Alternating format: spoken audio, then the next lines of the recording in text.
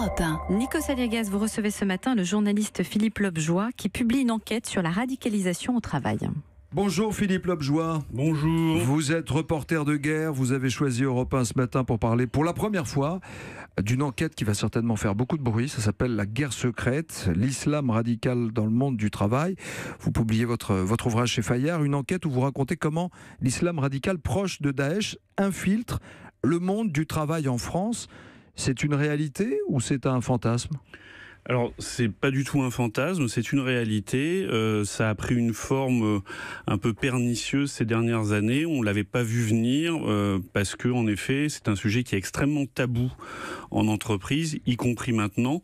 Les patrons d'entreprise et les DRH ont plutôt des discours positifs. Nous, on s'est intéressé aux responsables de sécurité de à peu près 25 grosses entreprises françaises qui, évidemment, ne tiennent pas du tout ce discours-là, mais pour des raisons de sécurité, évidemment, et de fidélité à leur entreprise, ne peuvent pas le dire ouvertement. Ils ont eu énormément de problèmes, en fait, pendant la période 2012 jusqu'à 2016, pendant les attentats.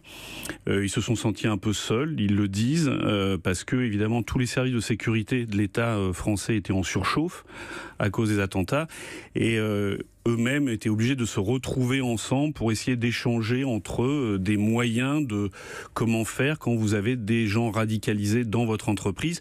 Et surtout, cette radicalisation prenait des tournants différents. Il y avait ceux qui sont partis en Syrie, donc il y a eu beaucoup d'entreprises où il y a eu... Il y a eu 100 collaborateurs, par exemple, qui travaillaient pour la RATP, sont partis en Syrie. Tout à fait. Comme Samir Amimour, qui était un ancien chauffeur de bus et qui était l'un des 3 terroristes au Bataclan. Mais la Poste a eu la même chose, PSA, où il y avait une forte communauté musulmane. Beaucoup d'entreprises ont dû subir ça. Alors, ils partaient en prenant des congés sabbatiques. Mais le pire, c'est que souvent, ils revenaient un an après en disant voilà, j'aimerais bien retrouver ma place au sein de l'entreprise. J'ai des droits. J'ai des droits. Et là, c'était extrêmement compliqué parce qu'encore une fois, ils n'avaient jamais été confrontés à ce genre de choses. Et la DGSI, les services de renseignement divers ne savaient pas comment faire. Et c'est pour ça qu'il y a eu une sorte de flottement pendant environ 3 ans. Alors aujourd'hui, maintenant, la radicalisation, si vous voulez, reste encore un sujet extrêmement tabou au sein des entreprises. J'ai pu encore avoir des responsables sécurité hier au téléphone qui disent en fait, on a cassé le thermomètre, on veut plus savoir. Donc c'est assez grave.